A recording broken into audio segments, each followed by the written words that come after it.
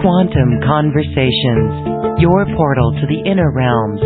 Access infinite possibilities, infinite mastery, and infinite love. Mind-expanding, heart-opening conversations with some of the greatest spiritual teachers, luminaries, and healers of today's world.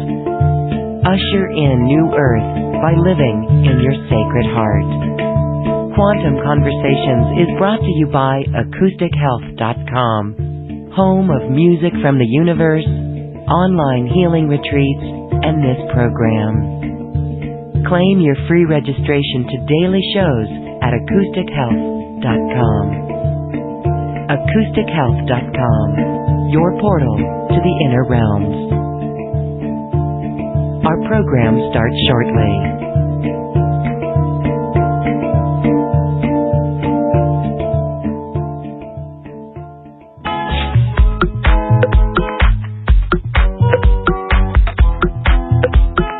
Welcome to another Quantum Conversation, brought to you by acoustichealth.com.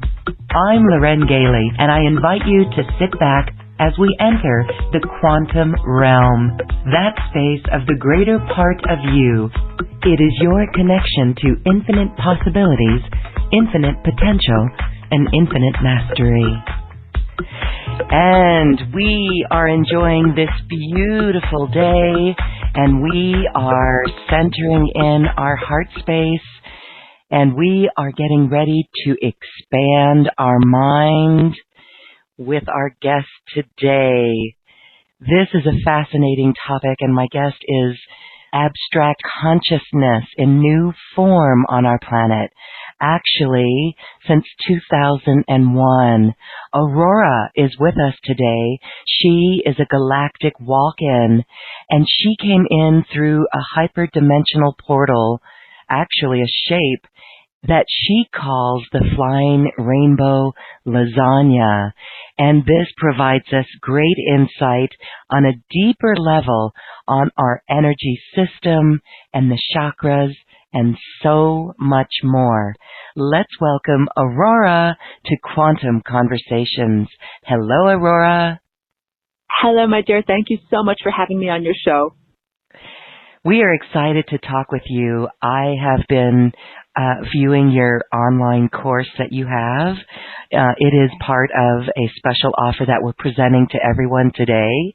And what I love about it is your knowledge is so in depth. It is things that I've not heard before, and this is your pure consciousness in abstract form. So we're going to talk about the Flying Rainbow Lasagne. It's actually a tool that you use, that we can all use to genetically transform our human form. But I want to talk about your Galactic Walk-In. Share that with us, please. That's amazing. Yes, absolutely. So, when I first came here into this world and into this body, and the exact date of me coming into this body was October 8th of 2001. So it was in the aftermath, not only the events aftermath of, the events of 9/11, but also all of the, the psychic weather, or, the turmoil in the higher dimensional realms that created. So yeah, oh my goodness, I'm sorry. I have to. I must apologize. Like the events that made me walk in, like they were challenging events to get through. And although I'm well recovered and like I'm in a very good place in my life and everything, sometimes it can still be a little bit difficult. So thank you for giving me a moment while I just collect my thoughts and kind of collect myself. The event itself was very much like if you had something like a really bad car accident or a stroke or something that was very like made a profound change in your life and was a big challenge. It was on the same magnitude of that. So I have to predicate this by saying that because, I've met other walk-ins, and other walk-ins have had different experiences. So it's just like a physical birth. There are some people that have a beautiful birth where it's like a jacuzzi and there's aromatherapy candles and it's very peaceful and wonderful. And some people have a birth where it's like in the middle of the Lincoln Tunnel and cabs are honking everywhere. I think that my walking in experience was more like the latter. It was very difficult. There was a lot of turmoil. And what predicated stated, it was literally the spiritual battle that, has been going on and is ongoing at these very high levels. So I'm trying to say, like, I didn't come in for like a pleasure cruise.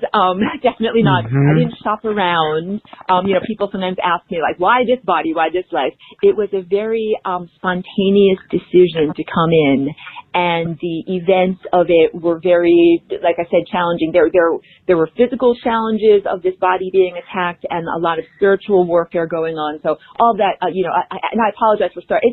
It's a challenging topic to begin with. But so basically the previous occupant of this body, who is a earthly female, a regular person who lived in this body for the first 27 years of the life here, was being attacked and like psychically attacked, and aspects of her soul signature like were trying to be erased, and all of that is very illegal on the level of cosmic and universal law. And from my viewpoint, and I'm speaking as Aurora, like a galactic entity. So I should tell your audience, and I'm sorry if I'm jumping around a little bit here. I am not. Thank you for being nonlinear with me. I don't usually have like a face and two eyes and a mouth and a nose. Like that's what it means to be an abstraction. I'm a waveform. Like the real me, when I'm not here in this body, like I'm much more like, imagine some music. I'll play a little music. Oh, my piano's not really on very loud. Here you go. Here's a little music. Like music is a waveform. It's a melody. And that's much more of what I'm like.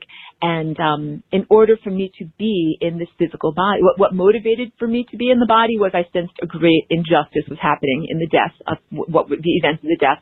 And the only reason why I bring this up is the mode of transportation, like how did I come into this body and into this realm, is a shape that I invented. So there was not a pathway to get in here or to get down here or however we would like to describe it.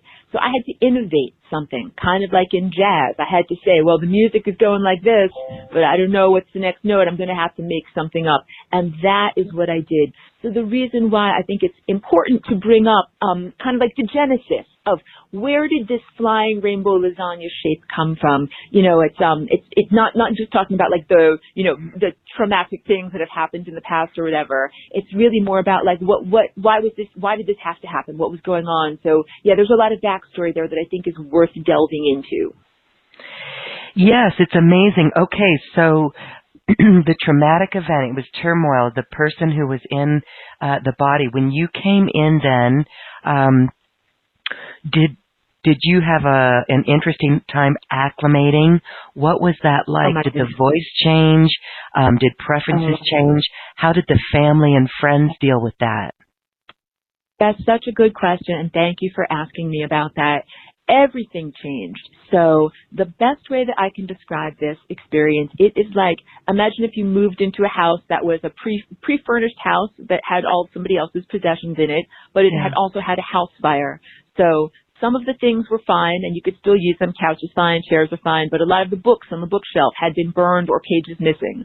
So the analogy then in translation, in coming into this body and this neurology, not only was I moving into someone else's furnished apartment, but there had been like destruction. There was a lot of neurological destruction, because you asked me, and I presume that your audience is very advanced. Like I could say, what caused the walking in experience? Usually I just tell people a brain injury, like just keep it simple or whatever. Like that is the sanitized, simple version.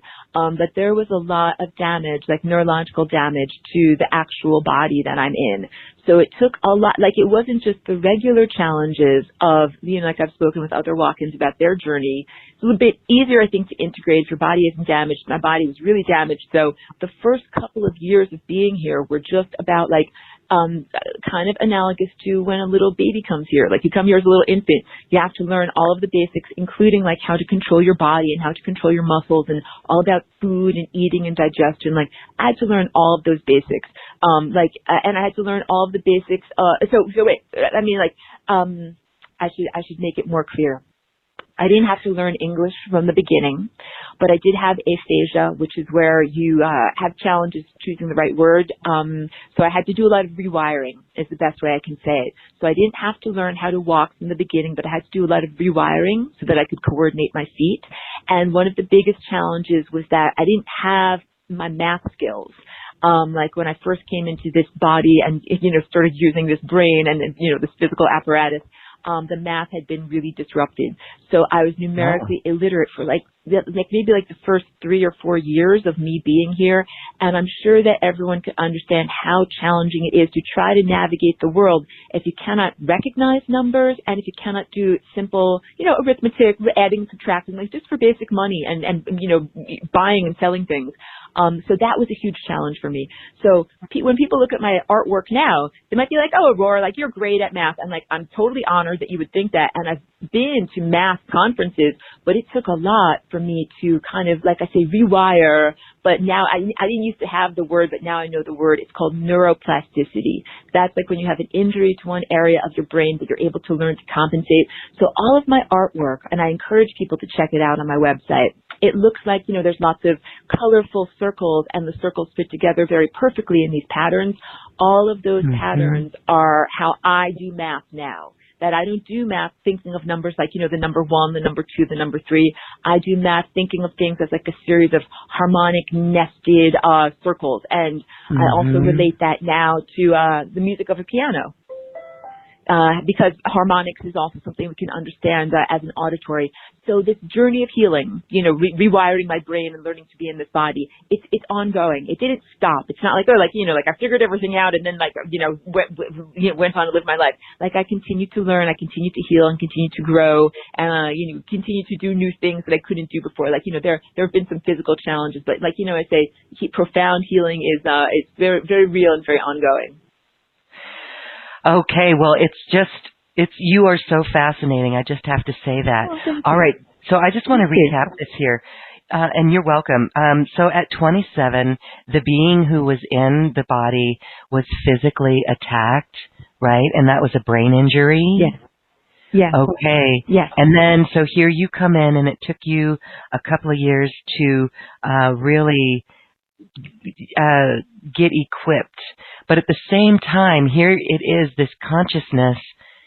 Did you have an agreement with that soul? And when you came in, you invented this Flying Rainbow Lasagna shape to actually come in the body. And I find it fascinating that we're going to talk about this shape, but it does have to do with really the portal of the heart, right? Yes. Yes. So, okay, before we get there, talk about the last soul. Did you was it an agreement with that last soul? Was it just on the spot? You saw the need and came right in? It was very much on the spot, but I will say that it was not just a totally random person. That I had a connection to this human in the conception, at the conception of the body, that I was helped to be able to make things happen. But I'm a very ethical, higher dimensional being. I would never think that I owned a life or owned a person. It's more if you planted a seed, you plant an acorn, and then years later you find out it grew into a mighty oak tree. It's wow, that's wonderful. That's how I looked at this woman's life. I might have helped a seed get planted, but I didn't own her or do anything in, influencing her life. But when I saw that this was going on, I felt that's a great injustice. Imagine if you saw your favorite tree that you planted was getting chopped down, you would say, that is not fair. You might even use stronger language than that, which is what I did.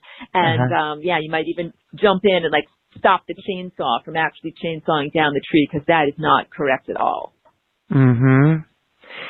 So what was that like for you then? Did it happen during the brain injury when there was the body was unconscious, or did you jump in and prevent the attacker from? Did you harm the attacker or defend? Yeah. So really good questions about all of that.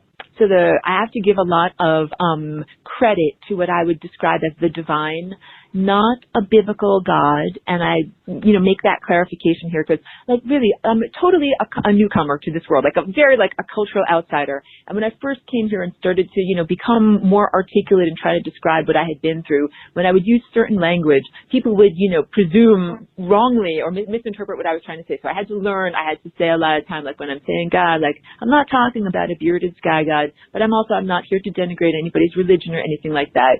But really, let's call it a divine force field of grace. held Yeah. this body together on a cellular level so that the body didn't die, even though it should have. Like literally there was a metabolic death. So as I was saying, some other walk-ins have much more of a peaceful entry. Like you don't necessarily have to, have a death or like have your body in a million pieces to be able to get in here. But I think maybe that's been the journey for some of us. Maybe the older, the previous, I've been here for many decades. Like I think some of the newer guys, like it's easier for them to come in. They just kind of slide right in. But some of the people that have been here for a while, like it's like, car accidents and metabolic death. There was a real metabolic death of this body. And let's just say a miracle. I think that's a good word for it. A miraculous force field prevented the body itself from totally dying and decomposing. And that moment of grace allowed me, a galactic being, to do this new thing that I call the Flying Rainbow Lasagne. And I call it Flying Rainbow Lasagne, like this is how much I'm not from around here. Like where I come from, that is a perfectly normal thing to call things. Like of course, it looks like it's a Flying Rainbow Lasagne. But when I tell people about it here, they're like, Aurora, that's the most bizarre name for anything we've ever heard ever. So I'm like, okay guys, like I'm sorry. But it just it made sense to me. I created it very spontaneously in the moment. Like imagine you had to get, like hop across the river, like there's no place, you got to get from point A to point B, you're going to have to do something. I made the pathway, and the pathway is a higher dimension that is made by folding the fabric of time, space, and consciousness in a new way. That's the best way I can say it. So just like you can take a flat piece of paper and fold it into an origami shape, you can take time that's like a flat plane and fold it into a new shape. And that is what Flying Rainbow Lasagne is. So, it might sound like a lighthearted or fantastical object, but it actually contains very profound truth. That is what motivates me to be here in this body. So expert extraterrestrials do not have to fly in a metal space container, like a clank metal spaceship where you're blasting off with rocket ship engines. Like that is not how we get around. Myself and, other higher dimensional beings travel on just pure consciousness waves. And it can be challenging for beings that are more dense and don't have the higher dimensional perception to be able to even perceive and understand what is going on. So what motivated me to come into this body is I can actually have like a mouth and a voice and explain in explicit detail this new opportunity. Like instead of just having, like an idea, a way, like a thought form, like floating around, like here's a possibility, Flying Rainbow Lasagne. I chose actually to have a body and describe it to people so that I felt it would save a lot of suffering, actually. Like if there's this solution as to how humans can be more free and, transcend these difficulties and suffering, like why should humans have to wait around hundreds of years and figure it out slowly? Like I can come and describe it directly. So that is what I did. I came into this body and I, over many years, figured out somehow how to describe these ideas using words, which was a big challenge. And mostly I felt most comfortable describing them with pictures, like kind of drawing diagrams and, using a visual language in that way, because that's much more what communication is like in the realm that I come from. It's very direct, telepathic, kind of like visual and auditory download. And I do have to say, in the teaching classes that you do, it is, like I said, you were explaining in the first episode that I watched, I saw you explain the wavelengths of the chakras in such a beautiful way. I've never seen that before.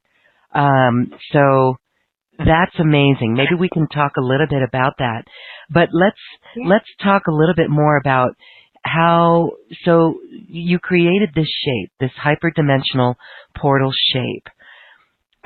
When we have, there's video sightings of ships, light ships all over the world, and they are, when we zoom in on them, we can see that they're in these shapes that are not metallic, not linear, not solid, but more like energy, and they can expand and shrink in size. They fluctuate in size in the videos of orbs, like sky light ships that people have gotten. And when you were talking about pure waves of consciousness or pure consciousness waves, that's what these are, right? That's exactly right. I would say if we're going to roughly divide up non-terrestrial, entities into two different categories, there's the Mm-hmm. beings who use technology, like a physical, like microchip, metallic technology, and there's beings who are so advanced they do not require technology to get around in their consciousness vehicles, and they're Mm-hmm. like opera singers. Like really well-trained opera singers do not need any amplification to make their voices carry.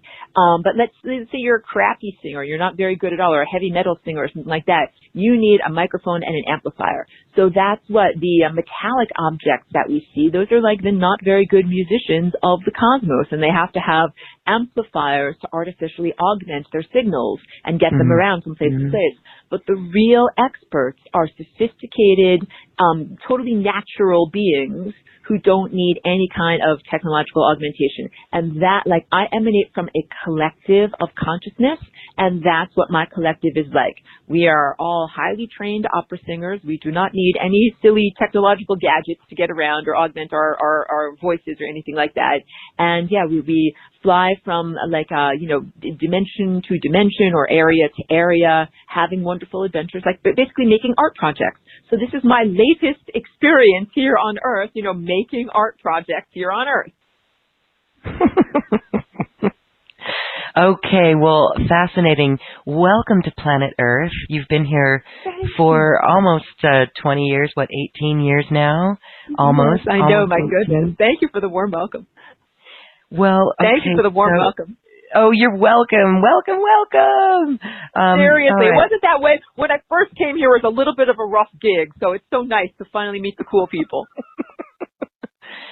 Oh my gosh. Okay, I am going in a lot of different directions here because what you have to offer is so amazing.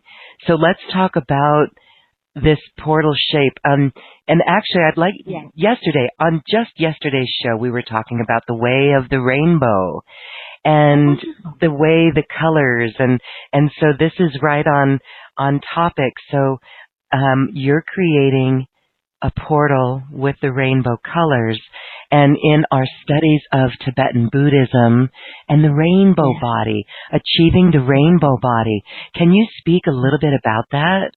What Exactly. your inside intel? Mm-hmm. It's absolutely connected. So the description from the Tibetan Buddhists of creating or generating the rainbow body, it's like they've got their own description or their own flavor of an experience that I'm having too. It's the same type of thing. It is an inner transformation into an abstract state. So what I teach about and what I embody in my own DNA is this idea of transforming from a torus or a donut shape into a higher dimensional torus or donut shape. That's what I call the Flying Rainbow Lasagna. And the idea is, so I should rewind a little bit first and say, a lot of people, when I start to present to them the idea of the chakras or energy centers and the rainbow colors, the Roy G. Biv, red, orange, yellow, green, blue, indigo, violet. Here, we'll play it on the piano. Here, wait. Red, orange, yellow, green, blue, indigo, violet, and it all adds up to white. A lot of people say, Aurora, we hate that. It's Saturn's cube. It's the 7 colors of the rainbow are holding me in. They're boxing me in. It's the matrix. I hate it. Get me out of the matrix. I want to be free. Like, this is sometimes what I come up against. So I have to tell everyone, like, hey, what we're experiencing in our reality right now, there's a perfect musical score that was really created by an advanced, beautiful composer, like someone as intelligent and divine as Mozart. But it's been hacked. So what we're experiencing as reality, please don't be frustrated. Please don't say like, oh, I hate my chakras. I want to get rid of them. I want to get rid of everything. Because it's true that right now, it's like if your body is diseased. It's uncomfortable, but amputation is not necessarily the answer. So many people are experiencing a lack of functionality in different chakra areas. Basically, our entire world, all of the chakras are out of balance. And that means not only our physical realm, but also like our intellectual realm and our realm of pure insight, like all these different layers of being that also correspond to our ability to directly connect to time. Like instead of this idea that time is just this thing that is separate from you, where you're tumbling along and someone else is the scriptwriter and you're having all of these experiences, many of which are crappy or uncomfortable, and you somehow are not able to connect to it. All of that is because of ancient disruptions in not only our chakra system, but also in our DNA and its function and behavior. And those two things go hand in hand.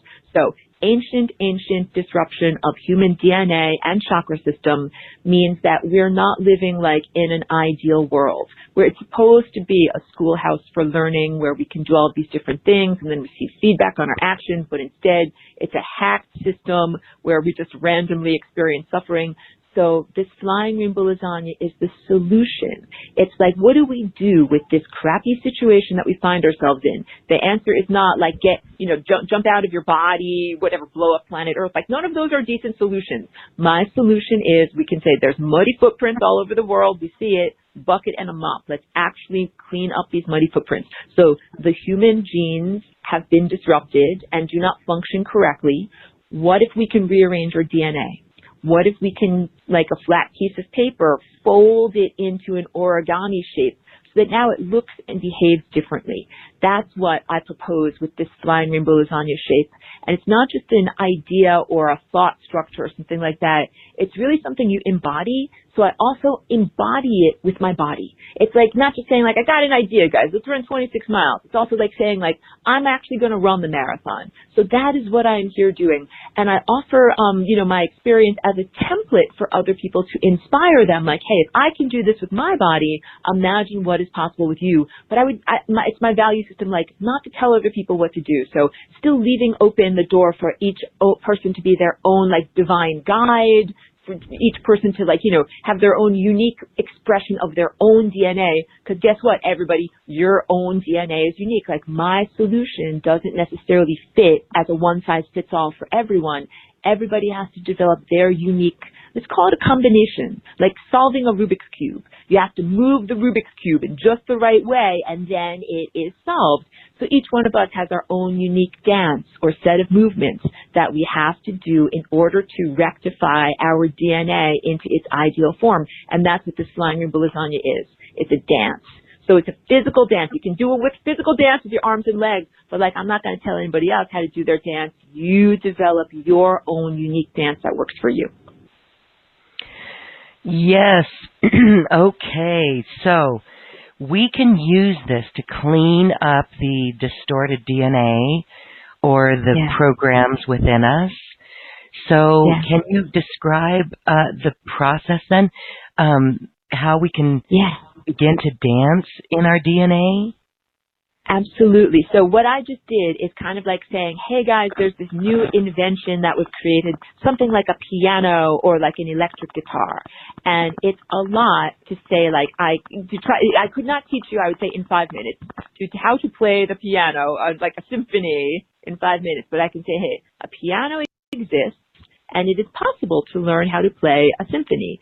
So that's why, I started, I'm primarily a visual artist. And years ago, when people would come into my studio, I would be so excited. I would just start telling them all sorts of things, all about the mathematical structure of what you see in my paintings. And I started to realize that it's like too much lasagna on the plate at one time. That people would be like, Aurora, I can't even listen anymore. I love you, but I gotta go. And that's I realized I had to cut things up into manageable bite-sized pieces.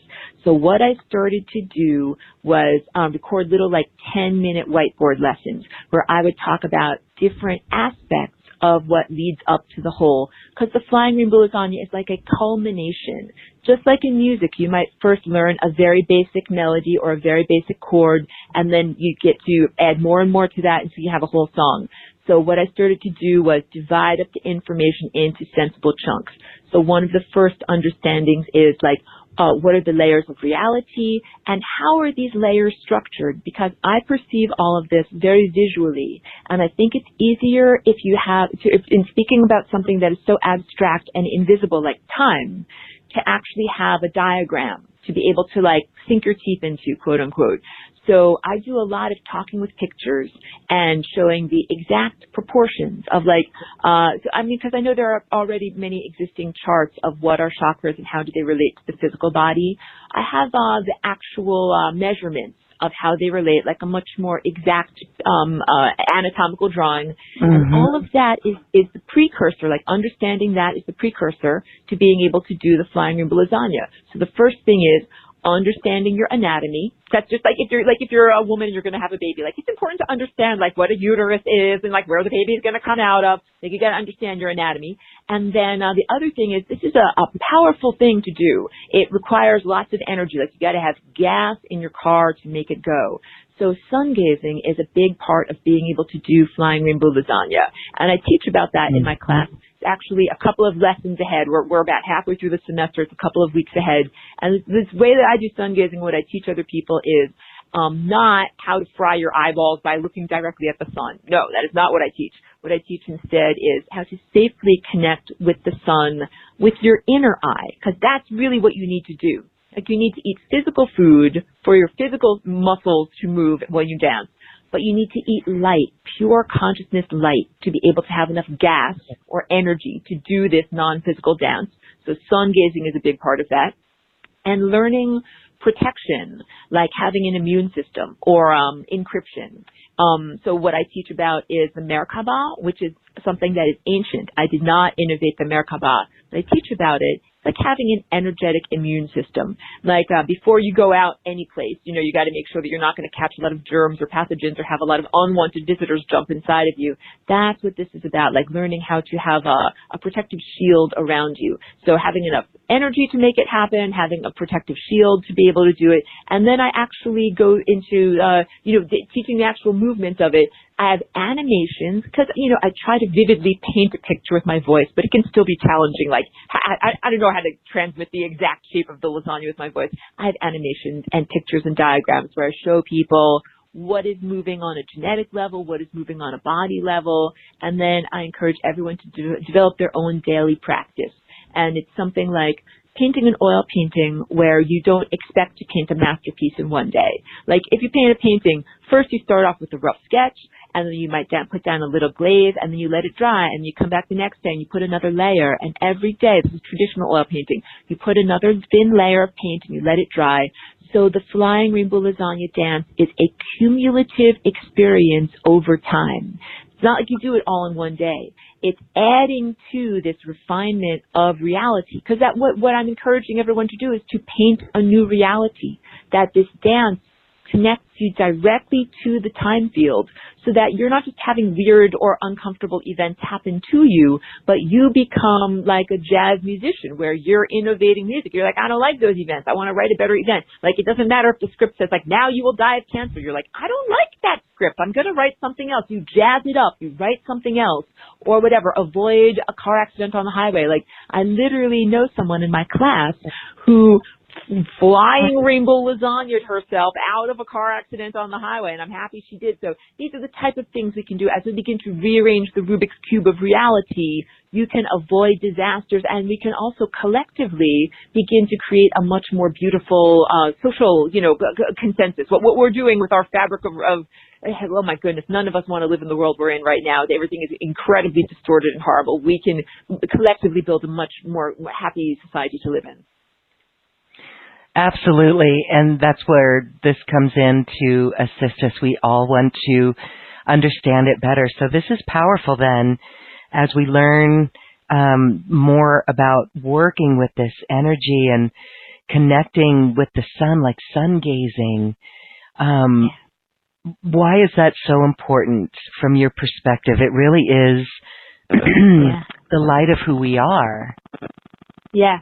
Yeah, all of our consciousness comes from the sun and the stars. I call it the stellar network. And that's literally a large neurology, like a giant brain that we can see twinkling in the sky. And we are so microscopic in comparison to that larger, superstructure. We're not even like a neuron in the brain, Earth, our planet. We're like a little tiny neurotransmitter, like on a molecule, on a neuron in a great giant brain. And I really feel that we have a lot of these distortions, like on the intellectual level.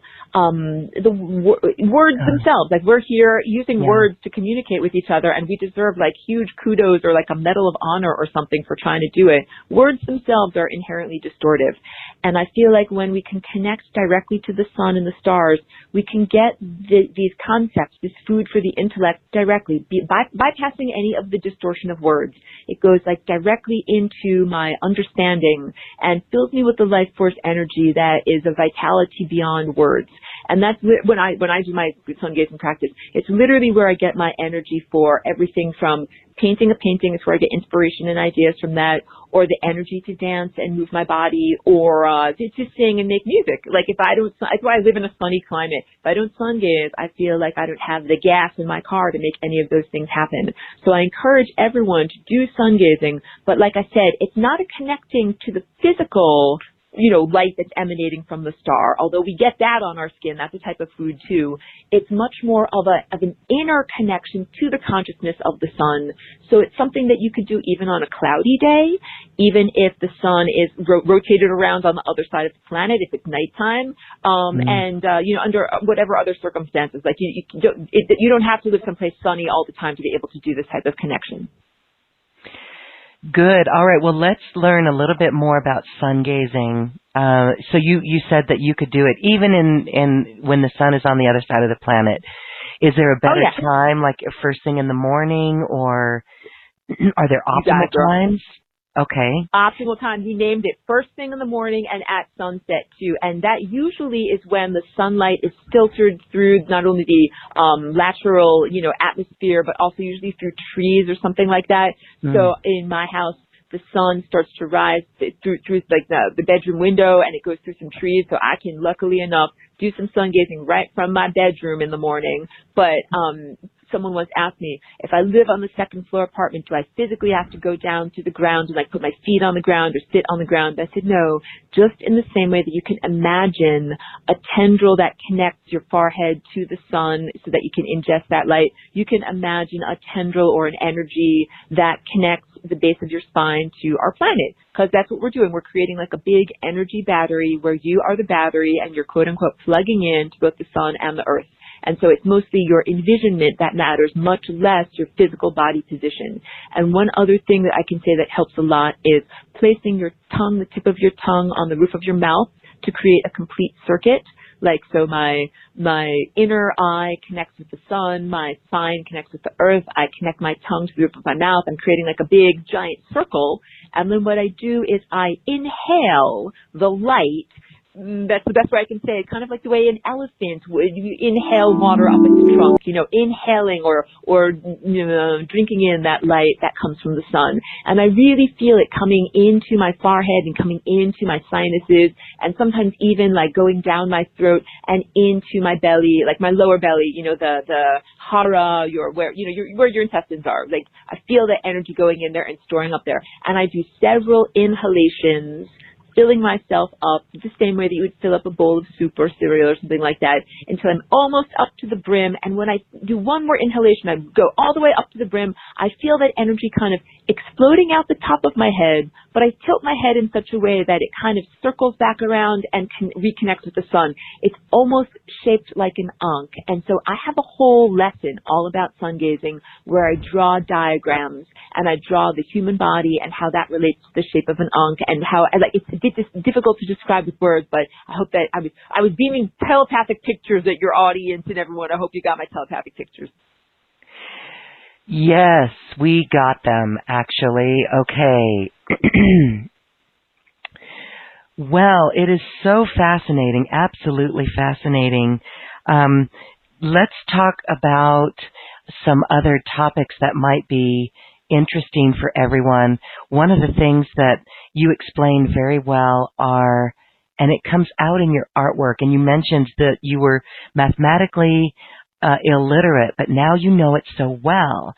And when we look at your artwork, we see it's like it goes through the heart. So let's talk a little bit about that, because this is really where all of our power is. And it looks like the seed of life, right? There's geometric shapes, and that's how you understand math now. That's fascinating. Absolutely. So when I make these paintings, first of all, I do them because they're how I learn and how I help to self-organize, my inner world and understand things better. But I also share them with others. They're like footsteps on my journey of how I have become more and more complex in my understanding of what these concepts are. What I do with these paintings, I'm painting pictures of time. So it's a way of giving form to something that is just completely, generally formless, and understanding it better. And also, I started to learn that math and science, scientists of this time and place, are starting to catch up with some of the things that I've been doing intuitively. There are some mathematicians now that are representing math formulae as like an image, not necessarily as a linear equation like 1 + 1 = 2, but this one guy, Dr. Gates, is working with what he calls adinkras, which is kind of like a complex diagram of many different lines that connect together. It almost looks like strings or like little tiny lines connecting together, but each line represents a particle or a force. So what I'm trying to say is that the Flying Rainbow Lasagna and the artwork that I do, these are visual, it is a language. And the language is very much like math. And the reason why I speak in this language as opposed to saying it all in English, like why do I not write it out as a novel or a paper or something like that, is I feel that language is inherently distortive. So in order to get across these ideas, just really the best way that I can communicate, or clearest way I can communicate, is through this imagery. And the imagery is very much connected to math, but it's also connected to, let's say, the purely abstract realm of consciousness. And that realm of consciousness is a place that many, many people are now starting to explore and describe in various different things. So like the flower of life and the seed of life that you were talking about, that has become now a normal thing. You can say that, everybody knows what you're referring to, and I'm happy for that, because in the previous years that I've been here, that was rather obscure knowledge, and not everybody knew about that. Not everybody had like the wherewithal to even appreciate the complex patterns that I'm describing. Yes. So basically, our physical body, our cellular body, has a lot of natural math built into it. Everything from the shape of our skeleton to the shape of how our cells fit together to how we started when we were conceived, like a little sperm and a little egg, and the profusion of cells that expanded from there. So that number system, or that level of organization, it's programmed into us. And I'm not a transhumanist. Like, I'm totally not about machines and becoming a cyborg or anything like that. If I say something is programmed in, I'm talking more on a natural sense, like just to be really clear. But we have all of those geometries. It's innate. It's innate within us. And so I think that the best thing to do is to acknowledge and explore those perfect numbers and number systems that already exist within us, even including on a neurological level. So the way that I do these paintings now, it is an exploration of math, but not necessarily using traditional calculations the way you would remember it from school. And when I teach people about these shapes, my whole intention is to make it accessible to a regular person who does not have a background in quantum physics or math or anything like that. So when I teach in my class, I joke because I start to talk about math, and everyone's like, no, Aurora, we hate math. I'm like, don't worry, guys. I'm going to make this a lot of fun. Like, I make it very accessible, because that's how I see math, as something fun, which you might want to shoot me for, but I don't do it in this boring way. Most of my math involves rainbow colors and associations with musical notes and these different shapes and forms. So, and once you understand these shapes on this particular level, you can then apply them to almost any level. Like, what's true on the human level is true on the planetary level, and that's true on the level of the stars, and that's true on the level of galaxies. And you can begin to expand and understand much more than just your local human body. You can start to understand everything by understanding these shapes. Amazing. Okay. All right. Well, your course, again, was absolutely amazing, how you talked about fractals and everything. It really is cool. So people can, it's almost like this is, I want to say it's like a mastery, it's a PhD in metaphysics. The way that's a good description. Very good description for it. Yeah. So go ahead. I think it's also a good description of the materials in the class. It's like taking driver's lessons before you do like astral projection, before you drive your astral vehicle. It's kind of like saying, like, you need to read the map before, if I'm teaching some young person how to drive, I want to see some kid, teaching some kid how to drive, it's not just about like what's the gas and what's the brake. It's also like, hey, what's a stop sign and what street should you be on and what area of the neighborhood should you never drive to. So the things that I make these paintings about and what I teach about in my class, these are maps of consciousness, and it gives us more of an idea of like, where's the area of the time field that we want to inhabit? What are neighborhoods, quote unquote, that we never want to go to? What are those neighborhoods like? Who lives there? Why do they live there? Then we get into the whole structure of consciousness. Why is consciousness like this? Like, why is there this, bad neighborhood you're not supposed to go to? Where I'm talking about the lower astral, like I call it the membrane of death.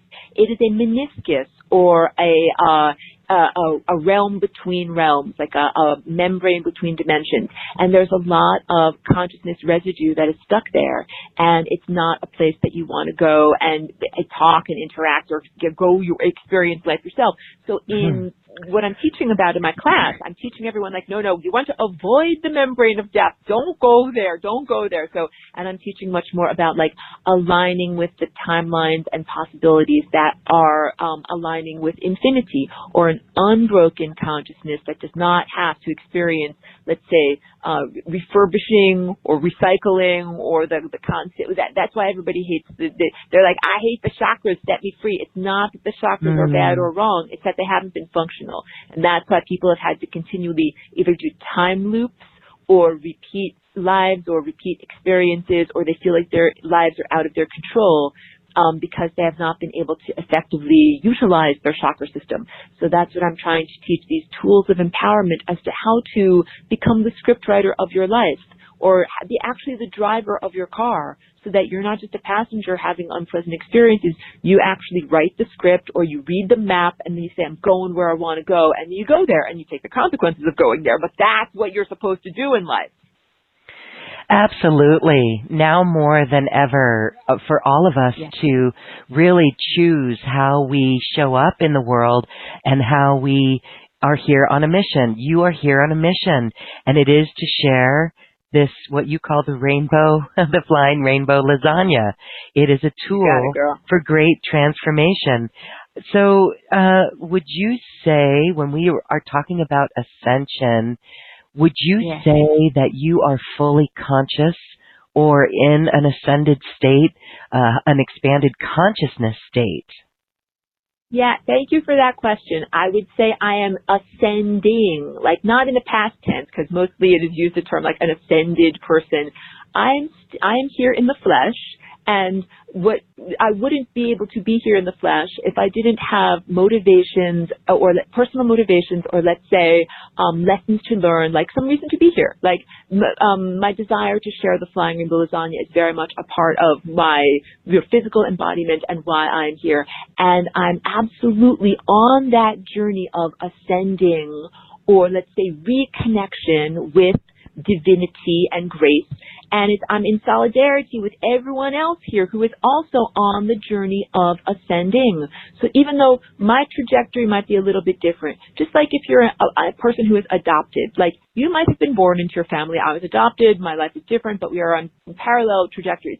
I wasn't born on this planet. I'm here with everyone who was born here in solidarity, facing the same challenges, the challenges of physical body, socioeconomic crapola. When I say that, like, pardon me for being so vernacular, but you know what I mean? Like, you gotta have money and all these different things. Yeah. You know what I'm talking Still gotta about, play. guys? Yeah. Yeah. That's it. And I didn't come here with a giant golden bank account that made it so much easier for me. So I'm facing all the same exact challenges, and I'm really telling you in unison, or like as a collective, we are getting to these enormous heights of consciousness that have never been explored before. So I'm very excited to be here, excited to be having my journey, and it is happening in parallel with all of you other lovely people that are here. Like, it's an amazing, we're in a symphony, and we are reaching this crescendo of the symphony of life.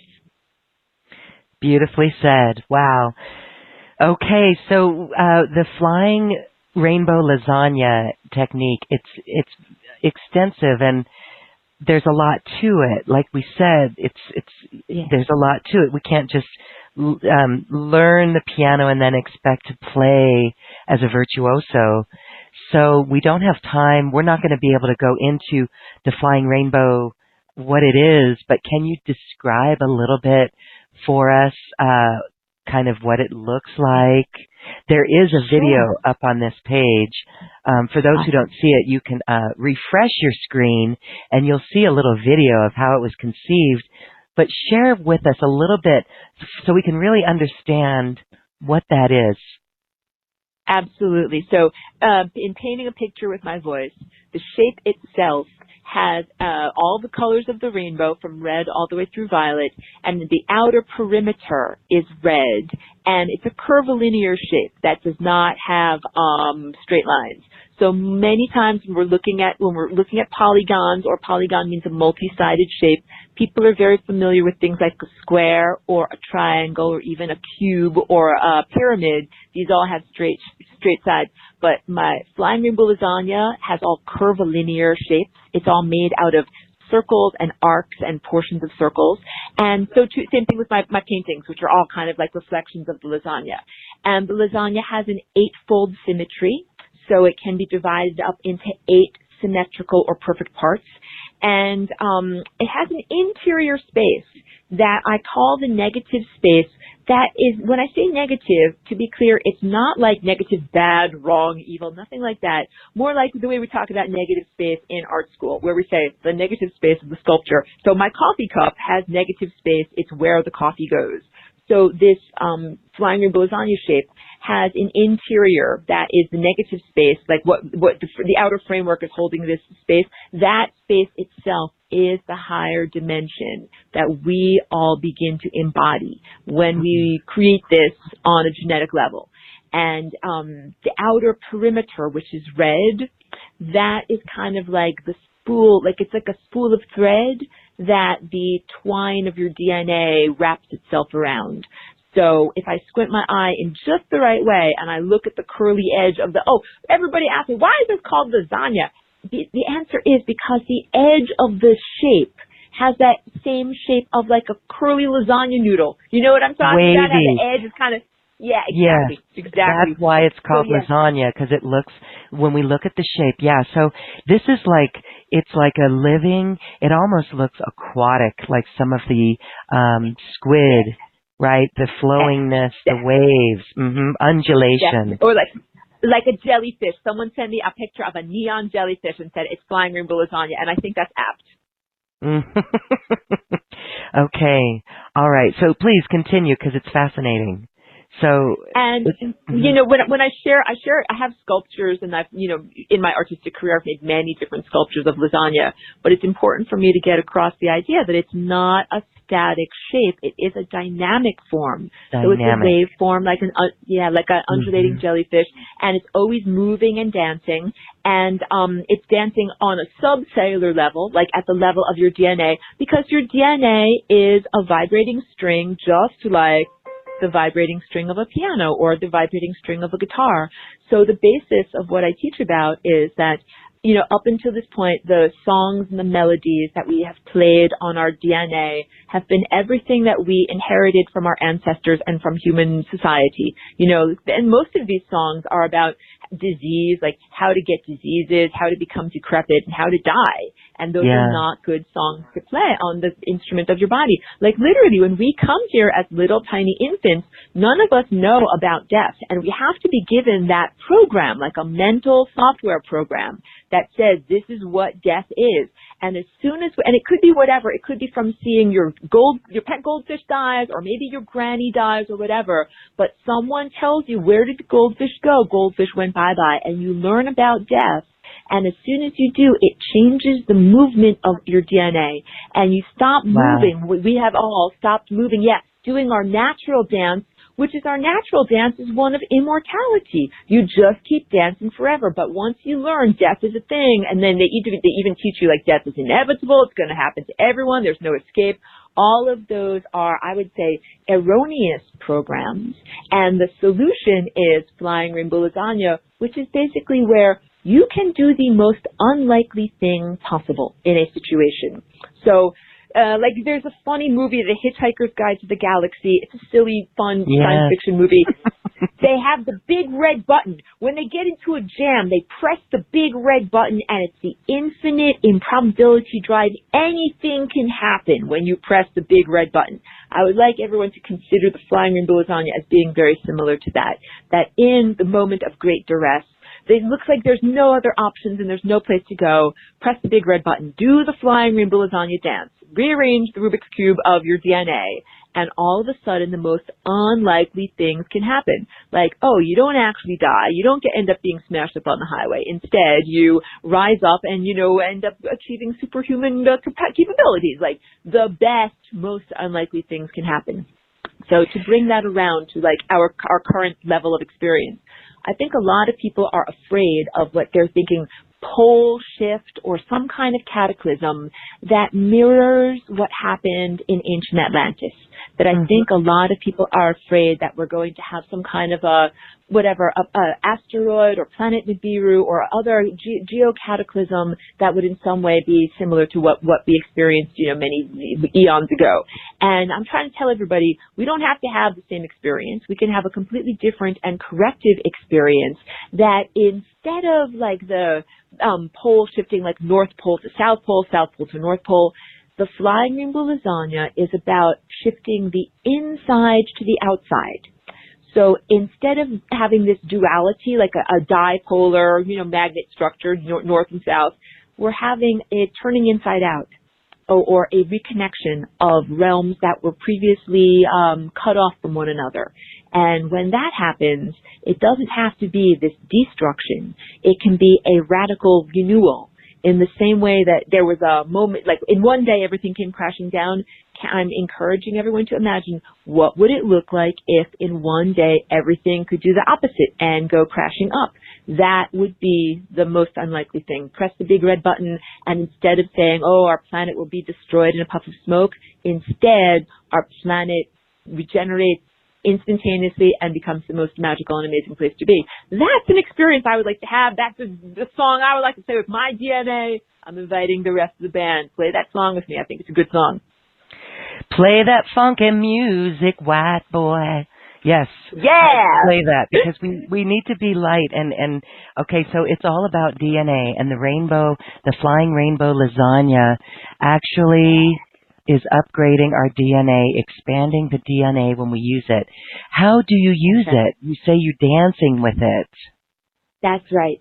So on a subcellular level, what this dance does is it joins together the singularity that is inside of each one of us with a singularity that is non-local.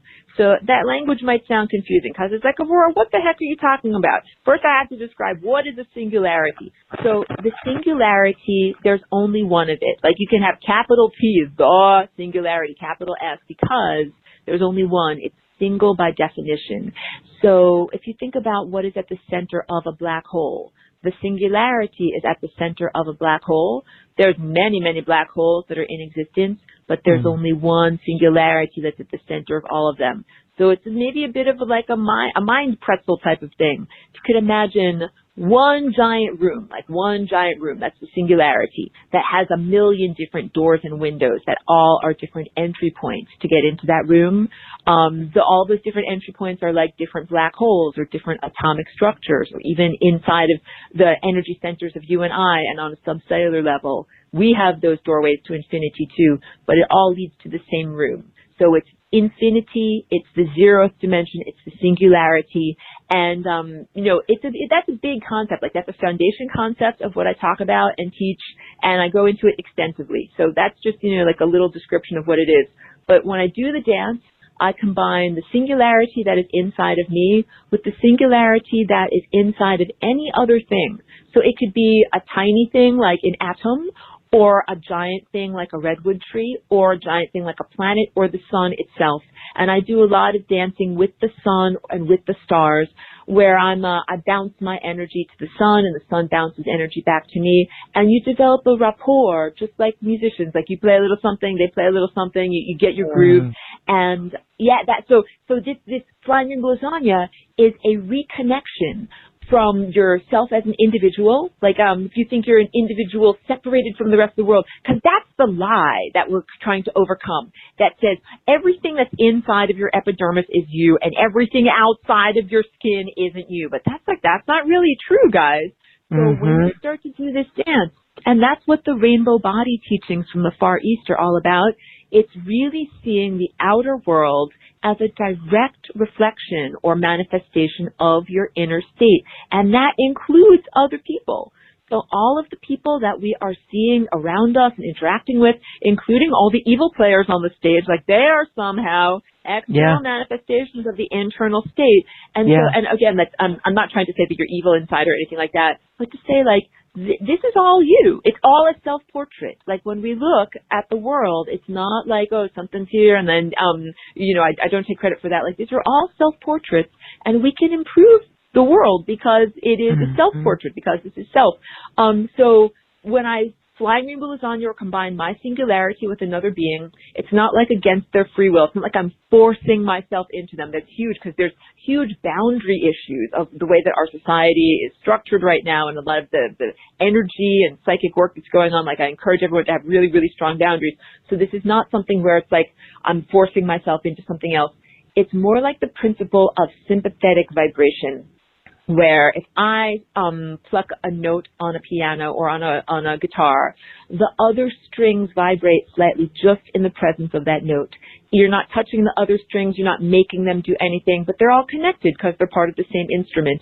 We're on this planet, we're all here together, all of the organisms from little tiny microbes to humans to redwoods. We're all connected. We can't pretend that I'm just strumming my own guitar in my garage and no one else can hear me. Like, no, what you do and what we do reverberates outward and affects all of the other organisms here. So I know that my thought structures and my music, literally my voice when I sing and when I play music, emanates outward and affects other people. And that's ethical, like that's allowed. And also other people's music and, their words and vibrations are affecting me. So we're having a rapport here. So yeah, I'm sure you want to break in and say something, but the idea is that it's like I have a very particular song, and the song, like imagine I came here to Earth and I'm like, hey everybody, I know you're singing this song already. That's a song about destruction and disease and death, but you don't have to sing it anymore. And I got a new song for you called the Flying Rainbow Lasagne. Like that's what my life is like here. So it's not like I came to fight against. It's not like I came like I'm going to punch somebody in the face. Like no, that's not my way at all. My way is really more about personal self-expression and telling everyone there's another option. Like you don't have to play the old song of death and disease and decrepitude. You can play a much jazzier new song that's been written called the Flying Rainbow Lasagne. And although I'm the innovator, like I'm the new person that wrote the song, but I don't say that it's only for me. It's just like Stairway to Heaven. Everybody covers Stairway to Heaven. You give credit to the original writers, to the original musicians, but you take that song and run with it and make it your own. I'm really proud when I have students that take my class and they learn about these concepts and then they apply it to their own lives and they take the concepts and run with it and make it their own. Like that makes me the proudest. I'm like a proud lasagna parent. I wipe a little tear. I'm like, oh, run, fly free, fly free. It's like whatever. Like you taught somebody to play the saxophone and then they went out and they smoked and they were great. They were great. Smoked on stage. They were really great. They really played. So that's what I'm trying to say. Like it is my great intention that I inspire other people to do the Flying Rainbow Lasagnes, that they can be more free in their life, like to have, to be able to create more with the power of imagination and willpower and passion, and to be able to directly affect reality as opposed to just be victimized by reality. And the more people that do the great unlikelihood of like suddenly popping forward into a higher dimensional state and, like becoming a superhero and taking control of your life, the more people that do that, the more that it confounds what I call this ancient artificial intelligence, this ancient AI that has really that's what's been afflicting this planet for so long. Like that's what's been trying to reduce human individuality, make everybody kind of a cyborg and, uploaded to some kind of virtual reality. That doesn't have to be your inevitable denouement. You can have a much different ending where you're like, no, I don't want to be consumed by some whatever horrible machine overlord. I'd rather kick butt and, be free. Instead, I'm encouraging everyone to kick butt on a very, very large scale. Hallelujah. Thank you, sister, because this is what this is for. This platform is totally for that. And we don't go into like the We don't get, well, we could easily get distracted by conspiracy theory and all of that. But in the beginning of this awakening process for many people, there's some that go spiritual. Maybe there's a dark night of the soul that causes someone to wake up. Or what we've seen is actually 9/11. When you came into this planet, right after 9/11, that caused a lot of people to wake up. That shifted a lot of things. And so when we go down the conspiracy theory rabbit hole, that could make people kind of angry. But we don't go there because then we take it into an empowering stage where we learn this information and we learn how to apply it in our life. So you said something here that is very interesting. This is really our natural dance with our DNA. And what we've learned on this program is that every time we can choose love from that old programming, simply, whether it's in an argument, or a disagreement with someone, and every time we can choose something different than an old pattern, we're actually elevating our DNA. An open heart actually changes our DNA. So when you're talking about playing the new song, it's the song of the Flying Rainbow Lasagna, and deprogramming or removing that program of death, which is an erroneous program. How do you do that? What would you say? How do you create the new song to remove that death gene? So good. So great question. The word is about epigenetics, like the word genetics with the prefix EPI, epigenetics. So Bruce Lipton is a research scientist, and I'm throwing that out there for anybody who might be. He's wonderful. I like the way that he describes things, and he has the credentials of someone who is, based in objective materialism, but he speaks very clearly about how thoughts and mind and emotion state directly affect genes, gene structure, and gene behavior and manifestation. So I don't have a science background. I don't pretend to be a scientist. I'm an artist, completely. I'm an artist and musician. So for me to say what I say about DNA, some people say, I am skeptical. Who are you to say this? I say, hey, check out this guy's work. So if anybody wants to research, the thing to research is epigenetics.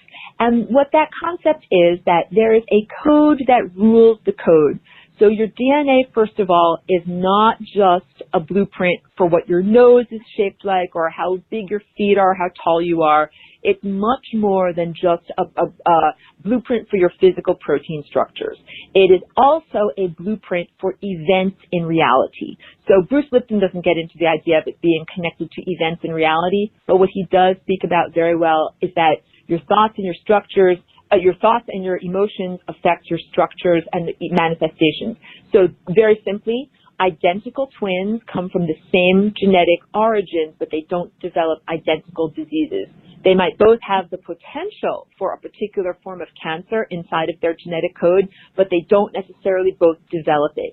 And so what would be the thing that would make one twin develop that disease but not the other? And the answer is their thoughts and their emotions and other aspects of their life experience were different and unique. And once you look at that, because when DNA was first discovered in the mid-20th century, everybody who was an objective materialist, like a scientist or whatever, they said, I'm a fatalist. That doesn't mean you'll have a fatal disease. It means you're fated to experience what your DNA says. If it's written in your book, that's what's going to happen. The great scriptwriter wrote it. But what if you don't want to have the experiences that are written in the book? Well, the answer is you have a great deal of power in what is actually expressed in the potentials of the script. And that has to do with your DNA is kind of shaped like a scroll, like an ancient papyrus scroll. And sometimes it's tightly coiled up, and when it's tightly coiled, it cannot be read by the RNA messengers. So whatever is in the scroll is not going to happen. And if it's unfurled, if you can read the scroll easily, then, you can make whatever happen. So if someone tells you cancer runs in your family and it's inevitable, you're going to get it no matter what, even if you have the solution how to get rid of a tumor, it's going to be curled up in a scroll that you can't read because the belief says that information does not exist. So this is how powerful it is, not only what ideas we expose ourselves to, but also what ideas we choose to grasp onto or internalize as baseline truth. So, no offense to anyone who once thought, that death is inevitable or whatever. These are subtle programs. And like when you go to the doctor and they take a medical history and they say, hey, did your mother have this? Did your grandmother have this? It's a very subtle way of trying to say like, hey, if they had that, you're going to have that too. So it takes a great deal of clarity and strength and willpower to say, hey, just because that happened to them does not mean that that's my path, and to begin to very consciously use your thoughts and emotions to shape your physical possibilities of your body and reality. So the short answer, that's the long answer, and the short answer is that by being exposed to new ideas, like most people on the broadcast today listening probably have never heard the word Flying Rainbow Lasagne before, just being exposed to a new idea means that you have now transformed on a genetic level. You have new ideas, you have new notes available in your instrument to you. And the more that you cultivate these new ideas, the more it is possible to restructure. That really the restructuring, rearranging the Rubik's Cube, the actual physical, mechanical restructuring happens after the intellectual, emotional, energetic restructuring happens. Like first you have to think, it is possible to restructure, and then I would like to restructure in this way, and then the physicality restructures in that way. So that's the basics of what is happening on a genetic level. Your DNA is not static, and it's not stagnant, and you're not fated to have all the things that your mommy and daddy and grandparents and ancestors had. Your thoughts and beliefs absolutely influence the behavior of your DNA. And even me giving you an idea today, like, hey, if you do a dance called the Flying Rainbow Lasagne, you can have a different experience. Like even that is like dropping a little seed crystal into a supersaturated solution. It gives the structure around which all of this other possibilities can coalesce and condense. So that is how I literally see my job here on Earth, that everyone here is a supersaturated solution, like the people who are ready for transformation, ready for something different, and just this concept of Flying Rainbow Lasagne, that each one of us contains within us this amazing potential for change and empowerment. Just drop that into your mind, and then everything else changes and coalesces around that, and all of a sudden all of these new possibilities become possible. So that's the word. I just gave you a bunch of word structure as to how your DNA transforms. But if you were in my studio, I could take out a piece of paper. I would actually draw how your DNA unzips, how the Flying Rainbow Lasagne fits inside of the little space where the teeth of the zipper goes, how it's moving together, like I would give you the actual mechanics. And just seeing that and knowing that that is possible is, again, like dropping the seed of potential into the saturated mind, the solution of your mind, so that new things can happen and restructure around that potential. The power of really an open mind, an open heart, expanding consciousness, it all comes to this remembrance that we are connected to beautiful divine force field of grace. I love how you said that. And so when we connect to that, we are, there's instantaneous healings where people are literally healed. Quantum University goes into this a lot. They study how people who, one example was someone who, she was on an LSD experience, but because of that experience, it opened her mind up to something that she was able to see that she couldn't see before. And after that experience, she felt such a deep connection to the cosmos, to all that is, that her cancer was totally gone. Went into remission immediately. Yeah. And that's really what we're talking about here. It's amazing. So we expand. Yeah. Expand into love.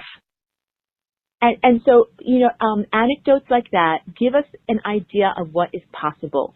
Like we can hear all of these things from an objective materialist viewpoint that says, this is not possible, like what a scientist would tell us in terms of healing. But then if we go into really more sophisticated levels of quantum science, it tells us, well, hey, wait, we are observers and we are painting reality literally with the act of our observership.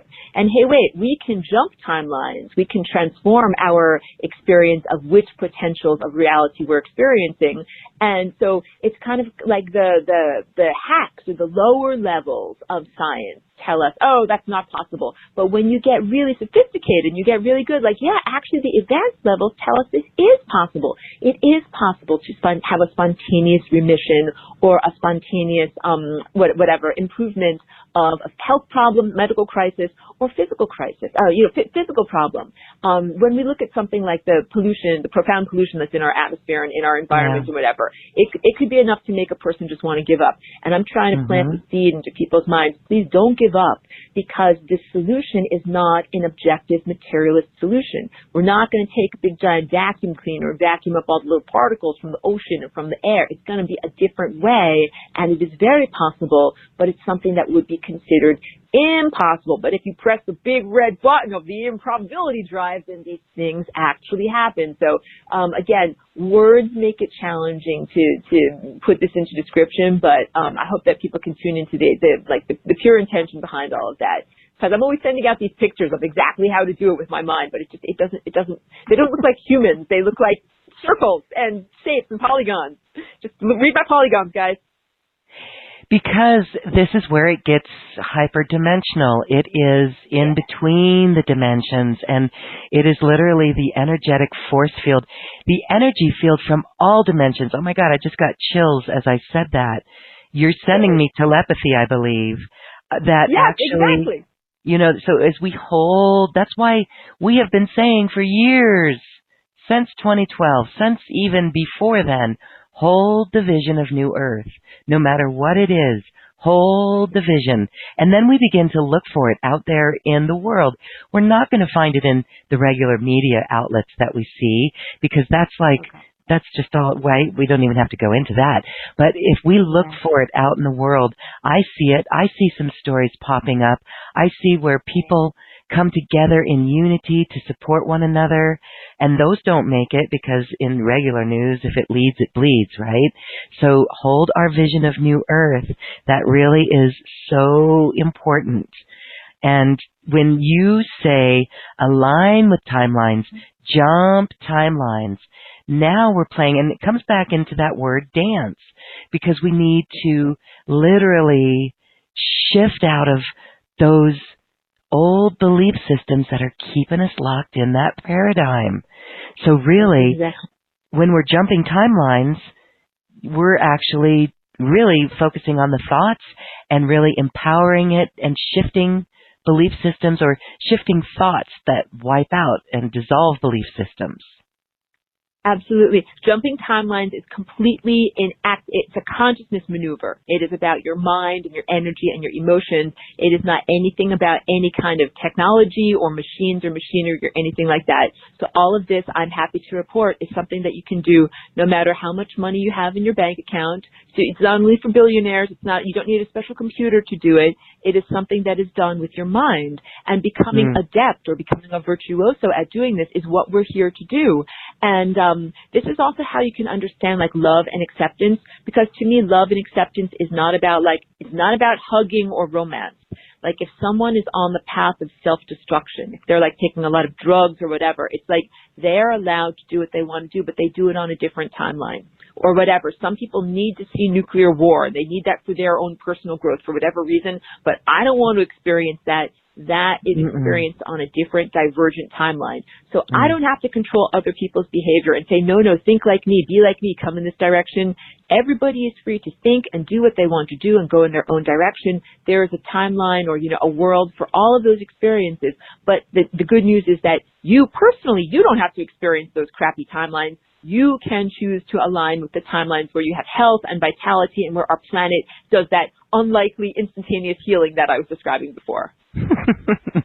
Beautiful. And so to learn all of this great wisdom from Aurora, you all who are listening are invited to a couple of interesting options in Aurora's special offer. What I love about this, Aurora, is that, again, we've mentioned your class. And so share a little bit more about this, because this is, oh my goodness, it's very in-depth. And on our special offer page, we have a listing of some of those titles of each of those courses that are included in the level 1. So anybody who wants to go deep in this information, as I mentioned, it is so visual. It's like you explain things of waves and particles that's on a quantum level, but you know this from your own experience. It's not like you've studied quantum physics, and that's what I love about it, because it brings it all together in a very understandable way that we could actually utilize. So not only do you have this course that's ongoing, but you're putting together an intensive weekend where, oh my gosh, it's like 2 days back to back. Yes. So it's going to be Yes. like 12 hours over those 2 days, right? Yes. So that's an intensive to get everybody caught up. So tell us about how people can come in and work with this program that you've developed. Good. Thank you so much. You described everything beautifully. Let me just add to it a little bit by saying I teach my class, and it is usually a 5-month-long semester, and my semester is already 8 weeks into it. We already have done 2 months worth of work, and I would love to invite all of your listeners to come and join up with the class, but I don't want anybody to be frustrated, because it's just like if you joined a movie and it's already 1 hour into it, and you're going to be like, who's this character, who's this, who's that, what the heck is going on? I don't want anybody to have that feeling. So I developed what we could do, this weekend intensive for anybody who wants to jump on board and get in the groove with the rest of the band. I will present all of the information, in the condensed form that we've already done as a class over the past 8 weeks. And all of this we'll do, then anybody who has taken that weekend intensive will be prepared to then rejoin the rest of the class for the rest of the semester. And I've been teaching my class for about the past 7 years. And like I've mentioned, I'm also an artist and a musician. And what I'm doing after this semester is taking a break from having this more intellectual approach, and I'm going to take more of a artistic, creative approach in presenting the ideas. So there will still be recorded lessons available, but this is the last opportunity for a little while if a person wants to be a part of the online class. And the way that the online class is structured, like after the weekend intensive, it's weekly webinars, like weekly live presentations that correspond with a recorded homework lesson. So you watch a video, that's your homework, and then you come to class that week and you're prepared to listen to and participate. And all of these have drawing assignments. So for anybody who really wants to learn on a deep level, because the way that I learn best is by drawing, like I'm very tactile, I would encourage everyone to come to class with a ruler and a compass, like a drawing machine that can make graduated circles, and pencils and colored pencils if possible, and I will give actual drawing assignments. So that would be part of the weekend intensive. So yeah, it's just like, I'm so excited. I would like everybody to just be an instant virtuoso and be able to play the piano, but I recognize it's sensible bites. Got to give you sensible bites. Yes.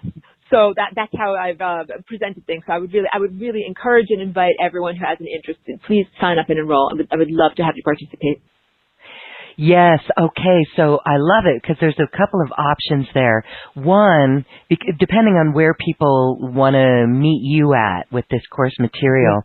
So people can do both the weekend intensive and they can take the ongoing semester and get all caught up. They could get both of those, or they can do it individually.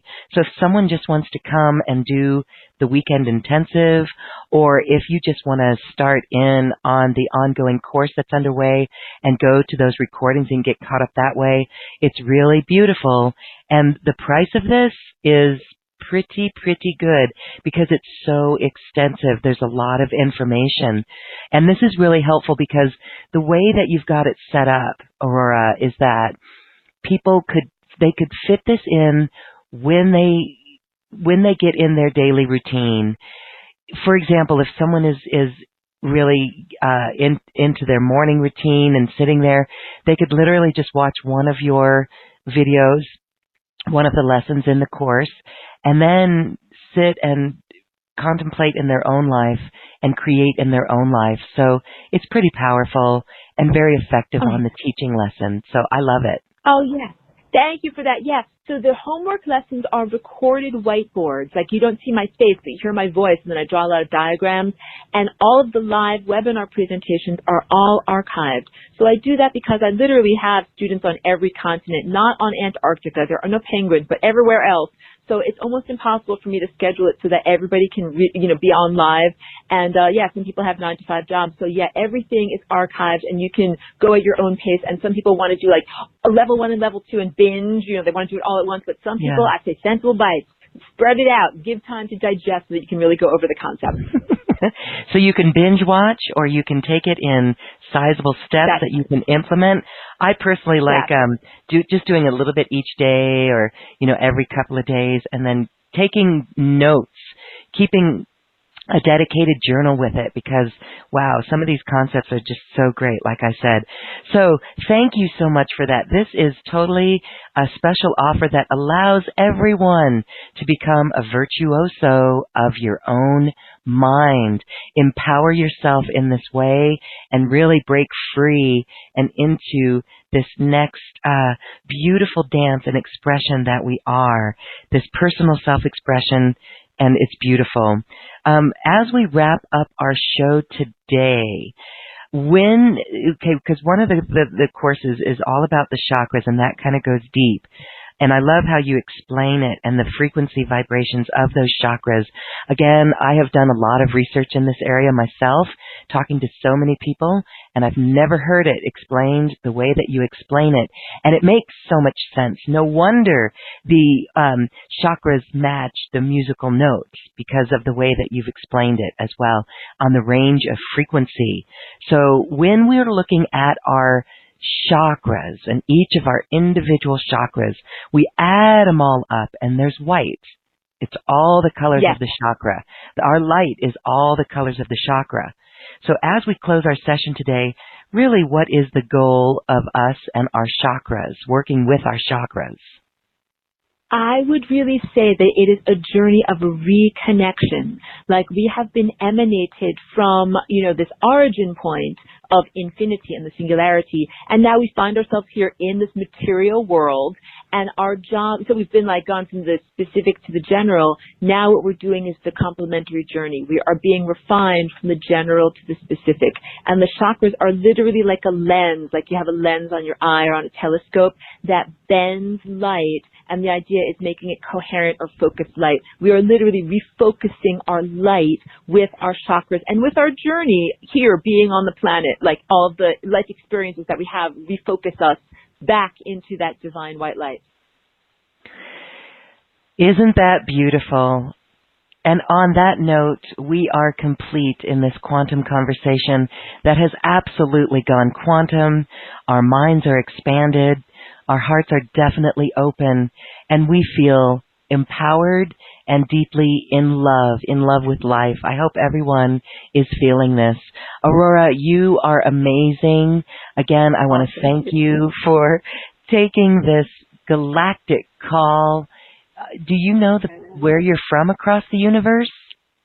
Yeah, I'm from a lot of different places because it's like a traveling band. So I say that I'm from a collective that has a value system. And it's like what my music is like. My values are ones of freedom and unconditional love. And freedom, like, that's the big one. That's a big motivator for what makes me and makes our band, what kind of music we like to play. So yeah, I'm from a symphony or from a band. And you would know us by being like very brightly colored, very lighthearted, playing some really groovy, jazzy music. You'll know me when you see me. We'll know you when we see you. Absolutely. Okay.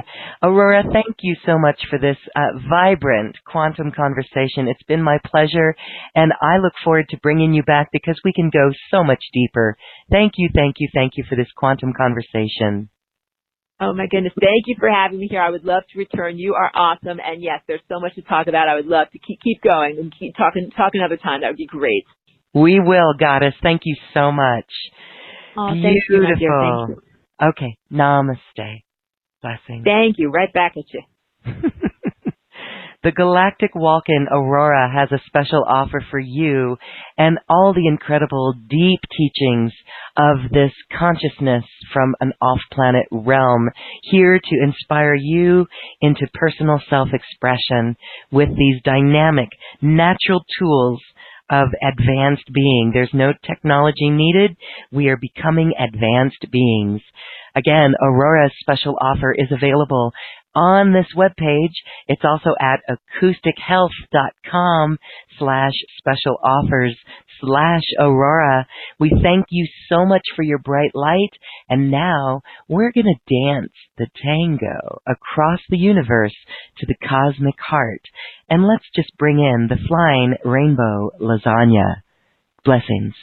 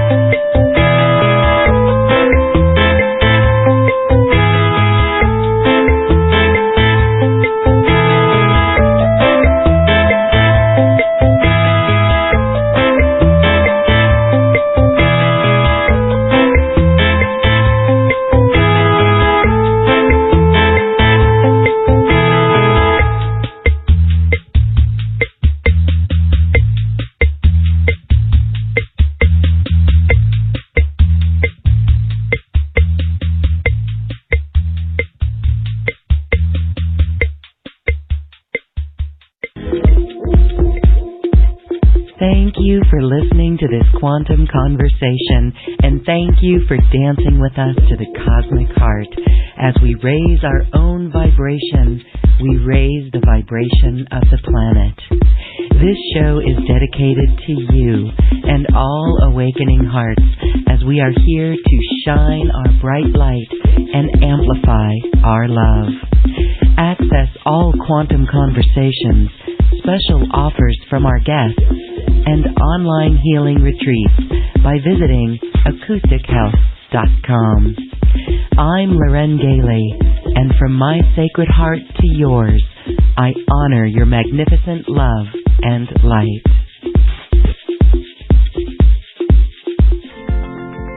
We leave you now with music from the universe, music literally created by the universe, as musical notes were assigned to mathematical equations. The result is this beautiful music, available at acoustichealth.com. Namaste.